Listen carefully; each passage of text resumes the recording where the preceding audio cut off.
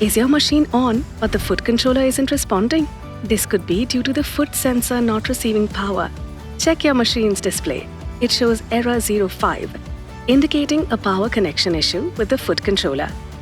Let's quickly fix this. Look at the connector plug. It's loose, causing the issue. First, switch off the power, detach the connector plug carefully, and gently pull back the cover. Press the latch, securely reinsert the plug, and ensure it fits properly. Then, put the cover back in place and turn the power back on. Now run the machine and see. The foot controller is responding smoothly just like before.